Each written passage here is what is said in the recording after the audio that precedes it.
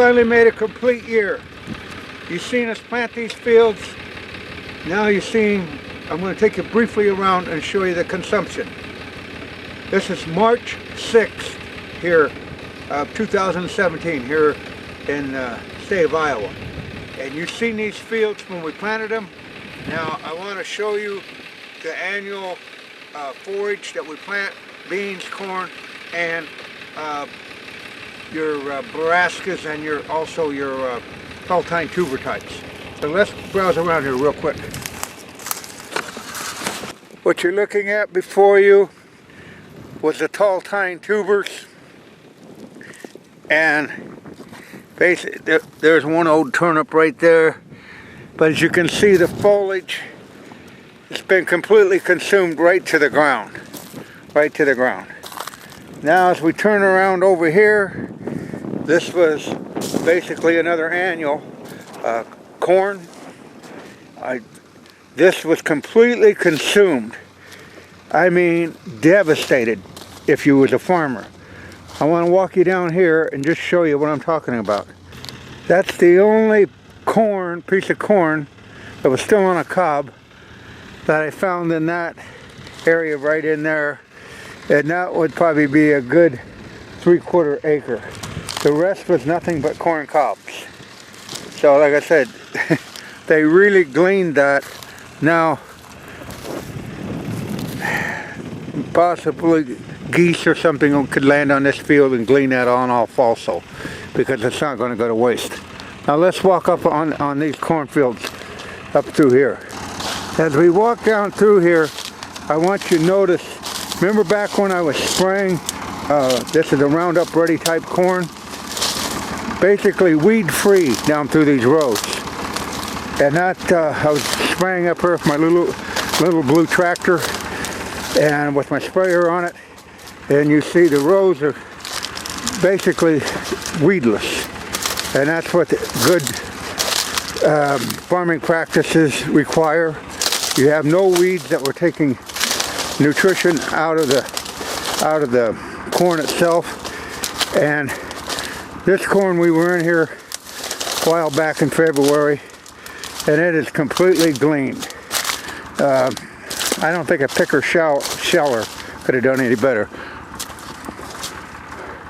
There goes a little quail right there. I noticed about 4 of them flew in here, so not quail, doves, and that's sort of, they're moving north already.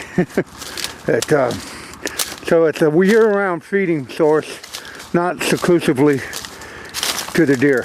But as you can see, the spraying, I want to emphasize that you look down those rows, those are clean.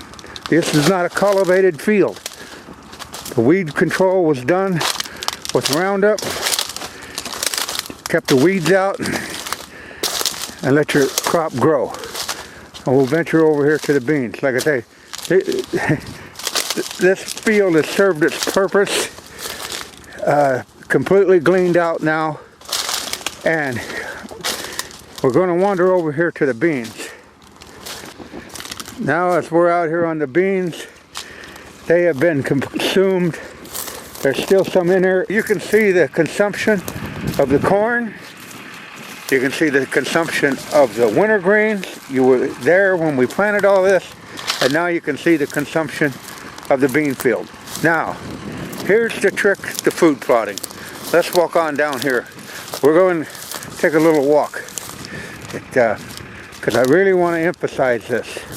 If you're serious keeping wildlife and deer on your property, this is a good testimonial.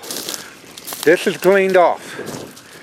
Really, there's still some beans they can, they'd be out picking and scratching. But I want to take you down here and show you the timing and the ideology of land managing your property to get the most from it. Here was another field, and you've seen this. It's been completely consumed. This was your pure attraction. It served its purpose.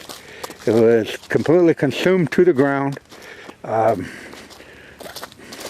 tall tine tubers and all of the plots that I plant are Whitetail Institute products, and they live up to their name. I'm not seeking notoriety, compensation, or nothing. If they were bullshit, I'd tell you it was bullshit. But I can't find any better thing. I'm going to risk the time and the labor and the fuel to plant something with a smiling personality or a deer on the box. As I just seen this field on November 30th with the blind buck, and it served its purpose. There's still an old turnip there that they didn't get out of there, but that'll rot out and become organic matter, so it's actually a cheap way of fertilizing too.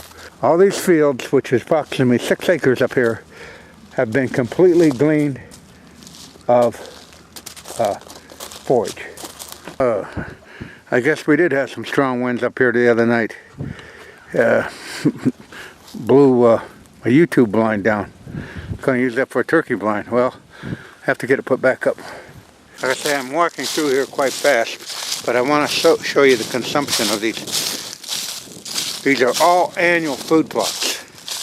Yeah, this was another plot back here, the Purgatory plot, and it's getting some green in it. It was also a pure attraction, and I came in and put some forage oats in it also.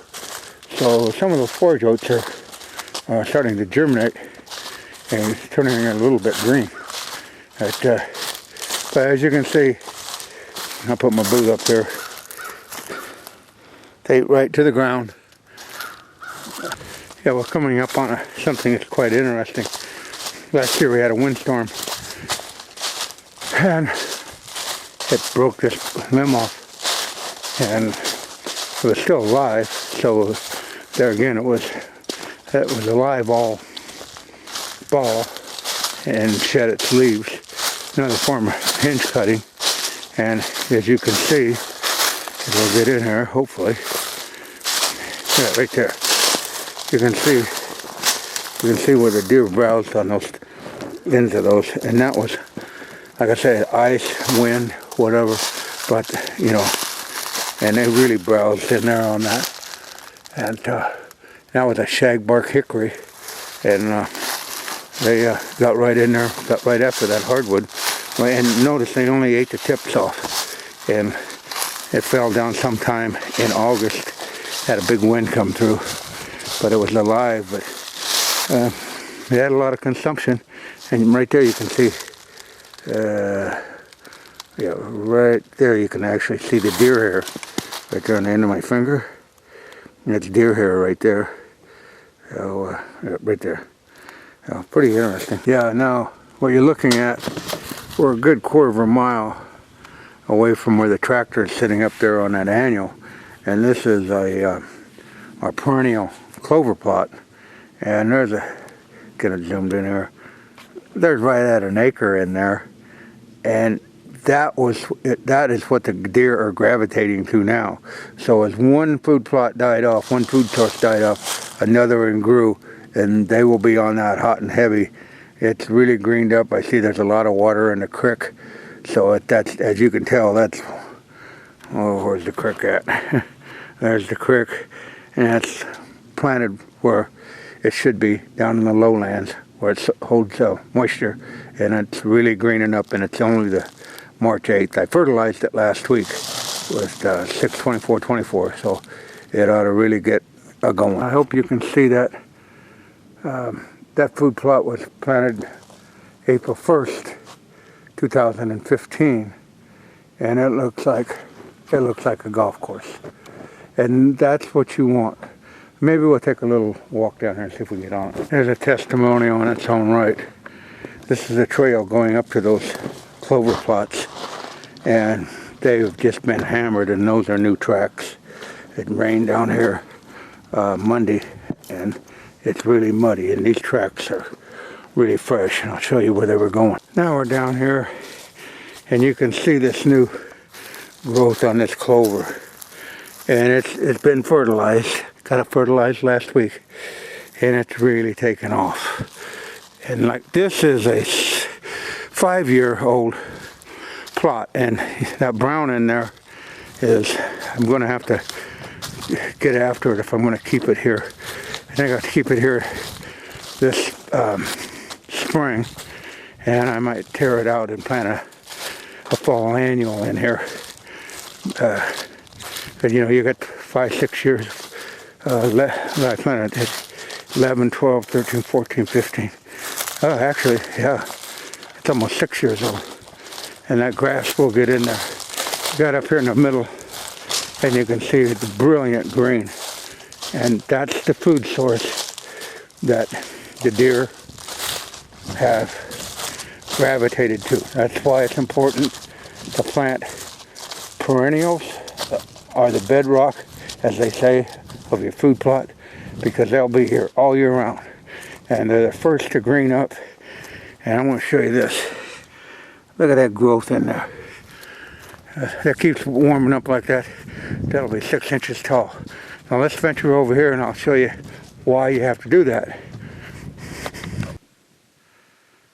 Now here's why you have to do that.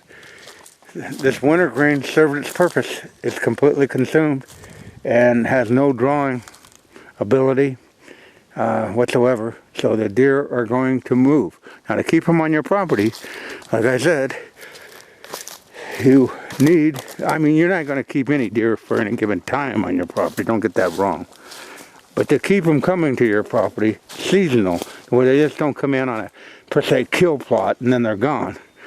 If you want to hold them, and turkey's going to gravitate in here, the deer are going to gravitate in here, because you can see the corn, the beans, the winter greens, the tall tine tubers, pure attraction. It did its job. But this is brand new growth of some of the best clover in the world, Whitetail Institute. Yeah, what you're looking at is a 2-year-old Whitetail Institute clover plot. And it's the 8th day of March. And I guarantee you, I got some trail cameras down here. And if I had to get around to pulling the sticks out, there are going to be some extensive deer here. And like I said, there's no guarantees you're going to kill anything. But on my onset of my videos, I didn't intend on killing anything. My main goal is to grow something. And all wildlife benefit from my efforts. And I got to get my non-typical ass back up in that tractor seat and get that cornfield mowed off. It's supposed to snow down here Monday, and I want to have that done.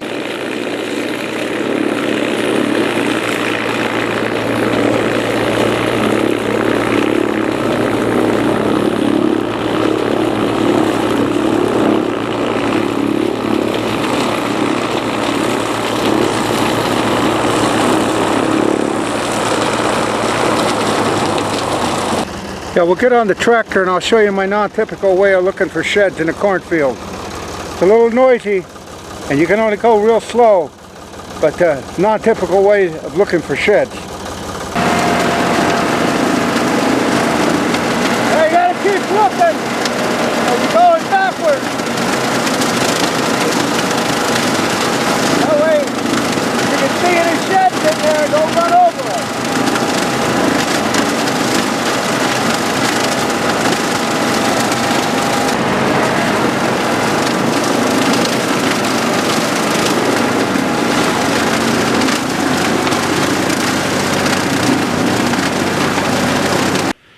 Yeah, I don't want any of you people going away thinking, oh, he got an upper hand, or if I had his money, and if I had this.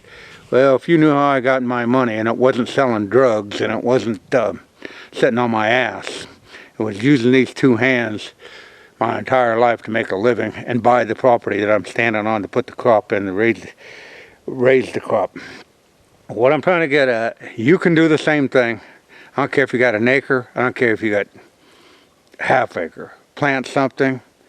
Don't get your expectations clear out of the realm. I mean, you do have a glass ceiling. If your deer aren't there in your hood, then you're not going to get the monster.